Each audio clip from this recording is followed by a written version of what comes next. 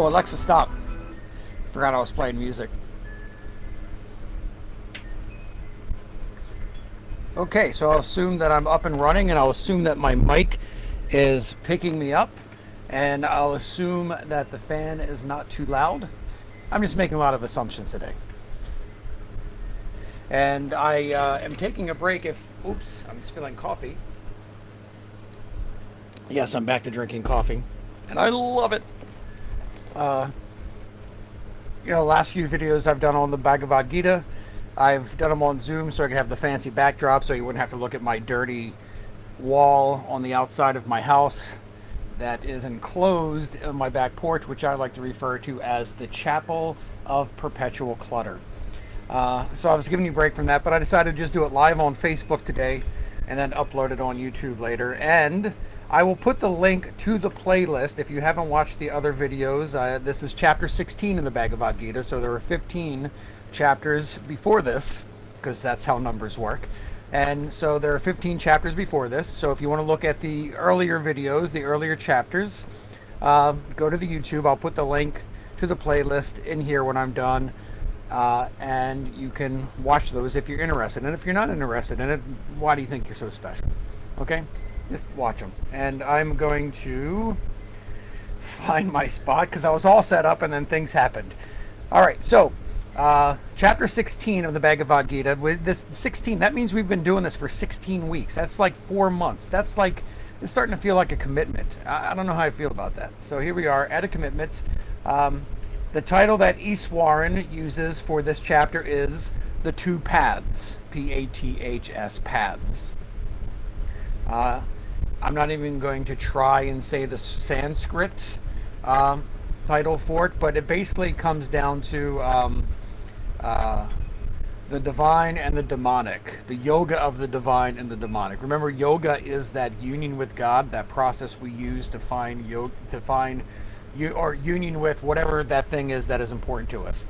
If you're theistic, it's God, or a union with Christ, or a union with Krishna in the Bhagavad Gita, who is God in the Bhagavad Gita, or union with consciousness, or union with whatever that union is, that whatever that thing is that you feel is the center of your life, that driving force, that thing you want.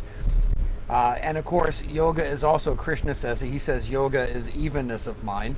In the Yoga Sutras, it says yoga is sort of the calming of the whirlpools of the mind.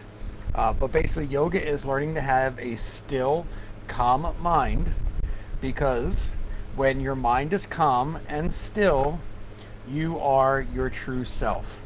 But when your mind is not calm and still and agitated with stuff, you identify with the stuff and you forget who you are, and you get caught up and agitated and are unhappy because you think your life is this stuff, and you think you're these thoughts, and you think you're this body, and you think you're this existence, when you're none of the above.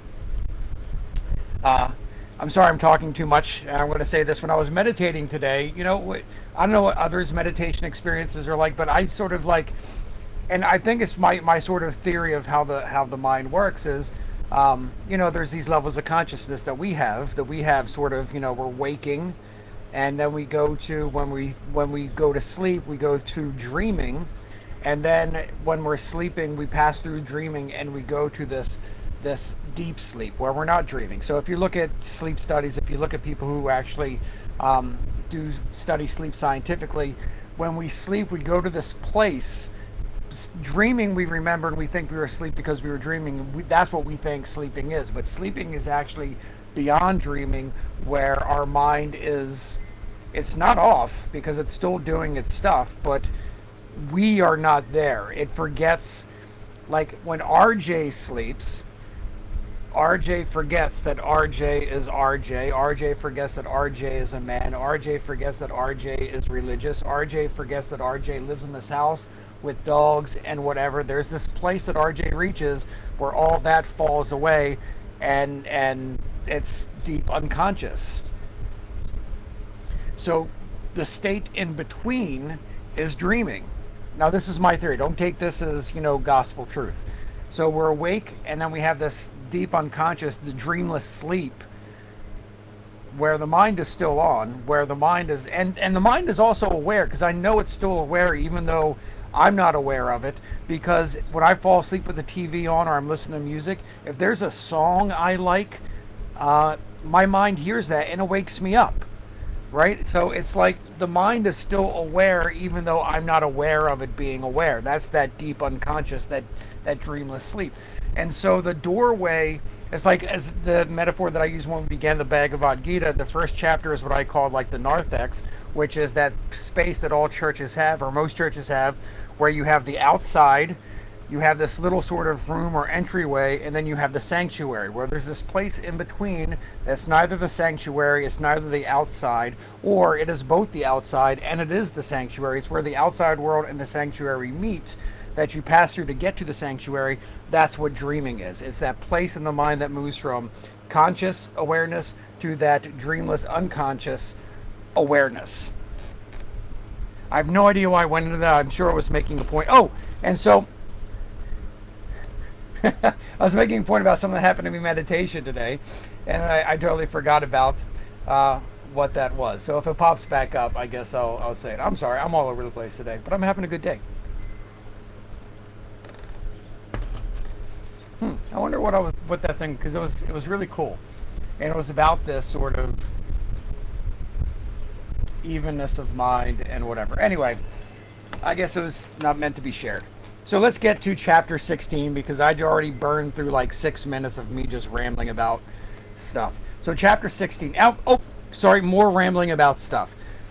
When we're talking about the demonic here, we're not talking about evil spirits, right? Or at least not in the sense of like, devils and demons. We're talking about demonic personalities. What does that mean? Or even divine, we're talking about divine personalities. What does that mean? Well, we have a word for that in English. We use it. Religious people will use, like some Christians will use the word godly, like a godly person. What is a godly person like? Well, that's the divine people, and the people who aren't godly, or we would call them probably sinners in our context. A lot of church people call them sinners. Well, those are the demonic personalities. And so what are those personalities? Well, those are the people who, what is a demon? What is something that's demonic? It's something that opposes God, right? And so the godly people are the people who are living in accordance with God, who are,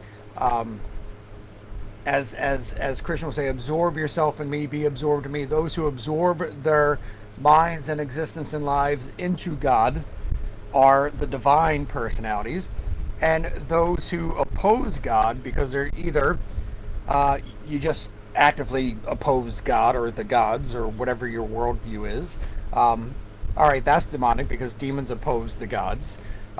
Or you're so caught up in chasing the stuff, chasing the illusion, chasing the things that aren't real, that makes you oppose God. Not active, like you make a decision, I'm going to oppose God, but if you're caught up in all the stuff that isn't God and isn't you, and that's what you're chasing, if you're spending your life chasing pleasures and avoiding displeasures, then that's what your life is. And so there's no room for God in that. You may think about God and say you believe in God and talk about God, but God really has no room in that. Or when your head is filled with hatred and bigotry and all that stuff, if your head's filled with that stuff and resentment, there's no room for God in there. So that's not a godly person. It's not a godly personality. That's a demonic personality, a personality that is self-centered and filled with hate and makes others suffer, gets enjoyment out of watching others suffer. That's demonic. And I know you're saying, that's not me. Who would be like that? Well, there's a lot of people who are like that. There are a lot of people. It's just, we have good ways of camouflaging our glee at other people's misfortune. I mean, there's even a word for it, Schadenfreude in German. The Germans even, of course, the Germans would have a word for it. But that's that word where we take sort of pleasure in someone else's suffering. Now, often we'll think of it, it's their comeuppance, or it's their karma, and so but no, we're taking pleasure in someone else's pain. That's a demonic point of view. So that's that. So that's what we're talking about. We're not talking about, in this chapter, necessarily gods and devils. We're talking about personalities that are in accordance with God, or personalities that are opposing God. Oh, and I guess the last thing I'll say about another form of the demonic personality is what Krishna and Krishna, sort of the Krishna conscious group, and other people refer to as atheistic personalities. And an atheistic personality, of course, we think atheist is someone who doesn't believe in God. Well, that makes it simple, but an atheistic personality isn't necessarily someone who doesn't believe in God, but it's someone I would include, and I'm just going to throw this out there as my doctrine. Feel free to ignore it. An atheistic person isn't someone who doesn't believe in God. Of course, someone who doesn't believe in God is an atheist. They're self-avowed atheists. That's fine. But an atheistic personality is also someone who believes in God. Oh, say they think they believe in God. They believe in God. They give lip service to God. They may even go to church and worship God, but they still live their lives as if there is no God. They live their lives on their terms and their ways, and they make God conform to their desires and their worldview. And I see this a lot in my context with people who call themselves Christians, who go to church, who think that, look, I'm closing myself off because I'm in a dangerous subject here. They think they're Christian, but what they are is they are their political point of view with Jesus flavoring sprinkled on top of it. And I see that on the left and I see that on the right. It's not just, say, like an evangelical thing, which is obvious very often to see that to be an evangelical is very much to be a conservative Republican. I'm not bad-mouthing conservative Republicans. It's just that if your faith does not challenge your politics, if you actually meet Jesus, your politics is being challenged, whether you're conservative or liberal, communist or capitalist, whatever. I don't care. Jesus is going to challenge your politics. He's going to challenge your economics, how you understand money, how you spend money, what you think about money, how you earn money. If Jesus doesn't challenge you on those fundamental basic levels, then you're not dealing with Jesus. You're dealing with just your politics or your economics, and you're calling it Jesus. And so an atheistic personality isn't necessarily someone who doesn't believe in God, but it's someone who thinks they believe in God, but what they really believe in is their pocketbook or their politics or their political party and organization, which they don't know is their God because they're giving lip service to this other God that they're really not paying attention nor obeying. The God who is love, who tells them to love, as they go out and hurt people in the name of that same God. Okay, that's an atheistic personality. All right, so I'm sorry if that bordered on the sermon, but that's the introduction. Hey, 12 minutes of me talking we haven't got to yet. So let's get to the text, and hopefully I will not have a lot to say, okay? So Krishna is going to begin chapter 16. Krishna says, "Be fearless and pure. Never waver in your determination or your dedication to the spiritual life. Give freely. Be self-controlled, sincere. Be self-controlled, sincere, truthful, loving, and full of the desire to serve." Hey, if you're Christian, this stuff probably sounds familiar. You've probably read this somewhere before with somebody else who is associated with God saying it. So, be fearless and pure. I'm starting from the beginning because I just want to say this part again. Be fearless and pure. Never waver in your determination or your dedication to the spiritual life. Give freely. Be self-controlled, sincere, truthful, loving, and full of the desire to serve. Realize the truth of the scriptures. Learn to be detached and take joy in renunciation. Don't get angry or harm any living creature, but be compassionate and gentle. Show goodwill to all. Cultivate vigor, patience, will, purity. Avoid malice and pride. Then, Arjuna, you will achieve your divine destiny. That's a fun little paragraph. Incidentally, this do not get angry or harm any living creature. I actually take that to heart, probably to extremes. The other day I was collecting the hummingbird feeders to clean and refill, and when I got them inside, a couple of them had ants on them and they got on my hands, and I knew, since I got them from the yard way over there, even if I just sort of put them in the sink, they would die. If I blew them off me, they would die inside the house. Even if I just put them outside the door, they would die. So I walked back to where I got the hummingbird feeders and blew them off so they could find their way home. Now they may still die anyway, but now it's karma killing them. It's not me, right? No harm to any living creature. Bodhisattva kills nothing, right? That's one of my rules. When Jesus says, or when the Bible says, "Thou shalt not kill," I know we make that murder, and we find ways to still make murder acceptable. We have wars and justice and things like that, but "thou shalt not kill." Only God gets to kill. When you can make life from nothing and bring life back from the dead, then you can kill. But if you can't do that, you're out of your depth, man. You're out of your league. It's above your pay grade. You don't get to kill. And I don't care what it is. And sorry if that offends you. No, actually, you know what?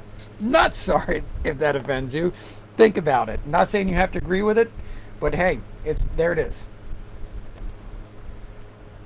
Also, I have mice in my house. I have non-kill traps, and I catch them and I take them out and I release them. Now, I know they're out there. There's a lot of stuff that's going to get them, but I give them to God. God, this is your mouse. Do whatever you want with it. And if it's karma or it's fate to die out there doing whatever, that's one thing. But I'm not going to be the one.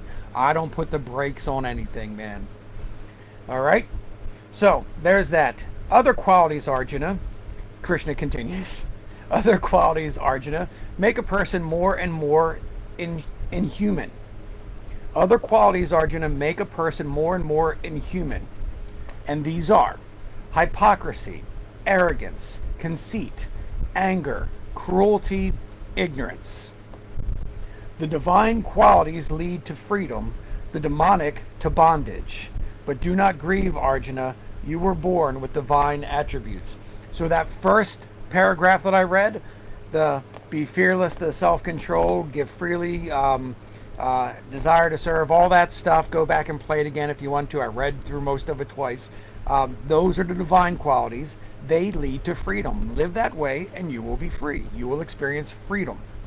But if you live with hypocrisy, arrogance, conceit, anger, cruelty, and ignorance, you are living a life in bondage, whether you know it or not.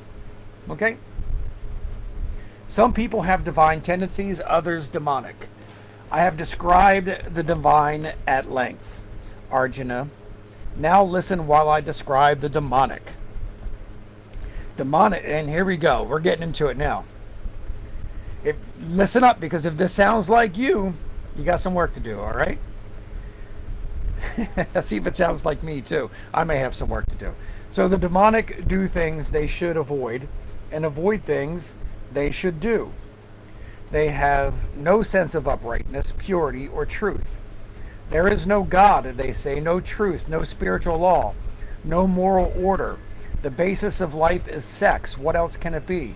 Holding such distorted views, possessing scant discrimination, they become enemies of the world, causing suffering and destruction. Hypocritical, proud, and arrogant, living in delusion and clinging to deluded ideas, insatiable in their desires, they pursue their unclean ends. Although burdened with fears that end only with death, they still maintain with complex assurance, gratification of lust is the highest that life can offer.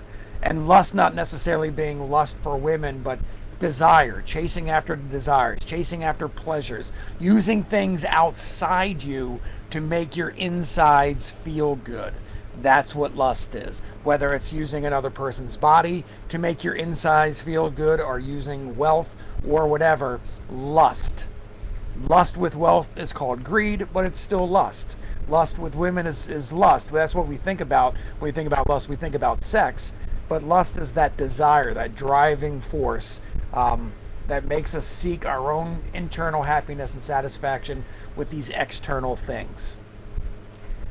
And lust is also the force that makes us turn to people. When you look at a person with lust, they stop being a person, they become an object, right? And so lust is the objectification of people.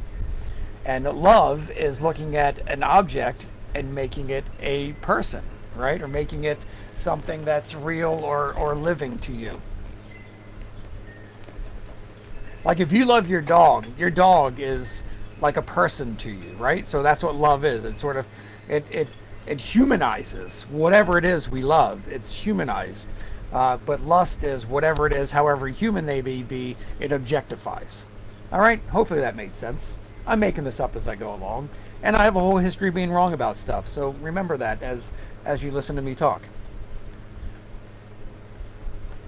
Krishna continues, bound on all sides by scheming and anxiety, driven by anger and greed, they amass by any means they can hoard. Oh, I'm sorry. The sentence structure threw me off.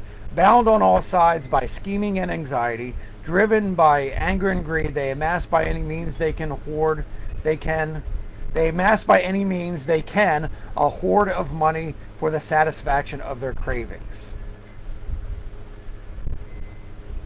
I got this today, they say. Tomorrow I shall get that. This wealth is mine. That will be mine too. I have destroyed my enemies. I shall destroy others too. Am I not like God? I enjoy what I want. I am successful. I am powerful. I am happy. I am a winner. That I am a winner part was my editorial on what he's saying here. I am rich and well born. Who is equal to me? I will perform sacrifices and give gifts and rejoice in my own generosity. This is how they go on, deluded by ignorance, bound by their greed, and entangled in the web of delusion. Whirled about by fragmented mind, they fall into a dark hell. And it doesn't mean, although it doesn't deny, they fall into a dark hell like they go to hell. It means they fall into a dark hell within their own minds, that they are in hell, whether they're alive or not, whether they're in a place that's called hell, wherever they are, they're in hell because hell is in them, right? If by living this way. Self-important, Krishna continues, self-important, obstinate, swept away by the pride of wealth. They ostentatiously perform sacrifices without any regard for their purpose. Egotistical, violent, arrogant, lustful, angry, envious of everyone, they abuse my presence with their own bodies and in the bodies of others. Sorry, I read that wrong. They abuse my presence within their own bodies and in the bodies of others. Life after life, I cast those who are malicious, hateful, cruel, and degraded into the wombs of those with similar demonic natures. Birth after birth, they find themselves with demonic tendencies. Degraded in this way, Arjuna, they fail to reach me and fall lower still. So the demonic, birth after birth, the more they keep karma, or Krishna running karma, is sort of, when we seek rebirth, we seek that like-minded sort of situation that's going to help us satisfy our desires. And if you have demonic desires, you're going to find yourself in a demonic situation that's going to help you feed those desires, and so you become more demonic and more demonic, and so you go sort of backwards. If you think of spiritual evolution as opposed to sort of scientific evolution, if the height of evolution is reaching God, they're going backwards. They may be eventually born as animals, born as demons, whatever. All right, Krishna says, there are 3 gates to the self-destructive hell. 3 gates to the self-destructive hell. Lust, anger, and greed. Renounce these 3. And remember, he said earlier that lust, or that desire, anger is actually the product of that desire. Because if we lust after something or desire something, if we don't get it, we get angry. And that sort of greed is sort of the result of, if we do get it, we want more of it. And so either if we have this desire, if I don't get it, I'm angry, I don't have it. And if I do get it, I still don't enjoy it because all I think about is that I want more. Like if you put a martini in front of me, I won't enjoy the martini I'm drinking because my mind's already thinking about the next martini. It's why I don't drink at all. Same thing. When you have a desire, you miss the desire because you're either angry you're not getting it, or you're filled with the desire for more of it. And then also, if you do get it, you're filled with the fear that you're going to lose it. Or while you're chasing it, you're filled with the fear that you may get the thing you don't. You're either filled with the anger, because anger is basically fear. The anger when you're denied it, the fear that you won't get it, the fear that you'll lose it when you get it, the fear that you'll get what you don't want while you're looking for the thing you do want. That's what desire does. So the three gates of self-destructive hell, and everything I just described, if you live in that, you're living in hell. That sort of angry and frustration and all that stuff of not getting what you want, avoiding what you don't want, and being stuck in the world where you're not getting what you want and getting what you don't want, that's hell. And so the gates of hell are lust, anger, and greed. Renounce these three. Those who escape from these three gates of darkness, Arjuna, seek what is best and attain life's supreme goal. Others disregard the teachings of the scriptures. Driven by selfish desire, they miss the goal of life, miss even happiness and success. Therefore, let the scriptures be your guide in what you do and what you do not do. Understand their teachings, then act in accordance with them. Hey, that's simple. Follow the scriptures, do what they say to do, don't do what they don't say to do. Bam! That's simple. Just for you to figure out what your scriptures are, right? If your scripture is the Bible, well, if you're a Christian, do the Jesus stuff, right? Do what Jesus says to do. Don't do what he says not to do. That's simple. I don't know, Christians seem to have a hard time with that one, though. I see a lot of Christians doing all the stuff that Jesus said not to do, not doing the stuff he said to do, and preaching stuff Jesus never talked about. But there you have it. I'm sure that happens in other religions as well. Not that they're preaching Jesus, but whatever the guy they're preaching, or whatever the God they're preaching is. Okay, well, that's chapter 16 with some commentary by me. We have 2 more chapters to go. Chapter 16 is actually short. It would have been a really quick read if I didn't have so much stuff to say around it. Hopefully some of it was helpful. Hopefully some of it made sense. Next week is the power of faith, according to this translation. That's how Iswaran entitles it, the power of faith. That's chapter 17. It's not too short, not too long. And then chapter 18 is the last chapter, which he entitles Freedom and Renunciation. I think 18 again is just sort of like if you read chapter 2 of the Bhagavad Gita, you have pretty much where the Bhagavad Gita, it's the Bhagavad Gita in summary. And if you read chapter 18, you kind of have the Bhagavad Gita in summary, because I guess whoever wrote the Bhagavad Gita had the same like writing teachers I had, which was when you're writing something, your introduction is saying this is what we're going to talk about, and your conclusion is basically saying this is what we talked about, and the body is talking about it. So you tell your reader what to expect, then you give them what you told them to expect, and then you conclude by saying, see, I told you I was going to tell you all this stuff, and there it is. And that's how an essay is written. Well, that's how the Bhagavad Gita is written too. We have chapter 1, which is that sort of entryway into the story that begins, or the teachings that begin in chapter 2. Chapter 2 being a sort of summary of where the teachings are going, and then you have the individual sort of yogas for a while, the karma yoga, the meditation yoga, the yoga of knowledge, and all that other stuff that we had up through 17. And then you have 18, you have the summary or the conclusion that basically summarizes everything we just went through. All right, that's mostly true. That's a mostly true statement, but like most generalizations, there's some, it's not entirely true. All right, so thank you, Hari Om Tat Sat. Thank you for taking time to watch this. Hopefully it's been helpful to you, and again, I will put the links to the playlist here on Facebook and I will also put this on the playlist on YouTube. So you'll find it somewhere. And hey, if you like it, share it. And if you don't like it, what's wrong with you? But I thought we were friends. Okay, have a good day. I'm just having fun. I'm gonna shut up now.